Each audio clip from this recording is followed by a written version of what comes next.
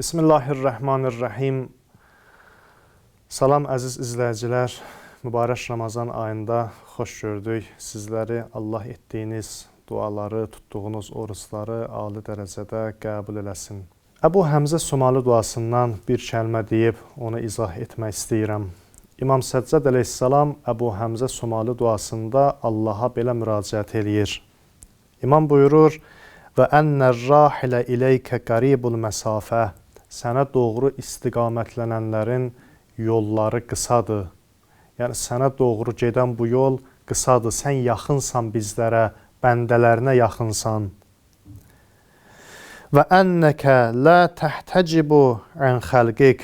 Və sən bəndələrinə, insanlara gizlin deyilsən. Bəs nə səbəb olur ki, biz Allahın camalını müşahidə eləyə bilmirik?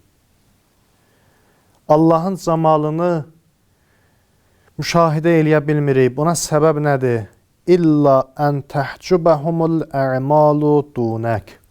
Buna səbəb budur ki, imam buyurur, səndən başqasını arzu etmələri və səndən başqaları üçün əməl etmələri buna səbəb olur. Sənin camalını müşahidə etməyə mane olan budur. Demək, gəlir ixlas məsələsi gündəmə çıxır. Əməllərdə bəndələr, insanlar ixlaslı olsalar sənin camalını müşahidə eləyərlər. Sən bəndələrə yaxınsan. Bu məsafə sənə doğru gedilən bu məsafə yaxındır. Və sən bəndələrə gizlin deyilsən, səni müşahidə eləmək olar, sənin nişanələrini müşahidə eləyə bilərik. Amma səndən başqasını arzu edirik. Səndən başqaları üçün əməl eləyirik. Bunlar hicaba çevrilir. Səninlə bizim aramızda hicablar yaradırıq və sənin o müqəddəs camalığı, gözəl camalığı görə bilmirik. Bunu müşahidə eləyə bilmirik. İmam bizə yol göstərir.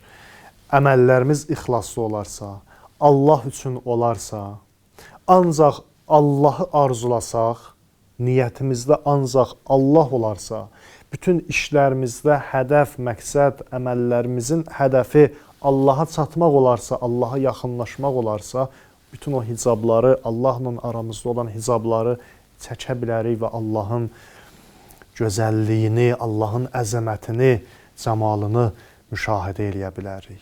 Bu iki mühüm müşkül, İki mühüm problemimiz, nöqsanımız səbəb olur ki, biz bu gözəllikdən məhrum olaq.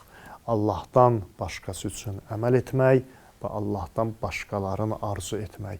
Arzularımız və əməllərimiz Allah üçün olarsa, Allahın camalını, əzəmətini, nişanələrini müşahidə eləyə bilərik ki, varlıq aləmində hər bir şey Allahın nişanəsidir. Allahu nuru səmavat vəl ərd. Allah göylərin və yerin nurudur. Və Allah həm afaqda, ətrafda, xarici aləmdə, həm də bizim öz daxilimizdə, öz nəfsimizdə nişanələr qoyub. İnsan həmin o nişanələr vasitəsilə Allah görə bilər, Allahı müşahidə eləyə bilər, onun nişanələrini müşahidə eləyə bilər.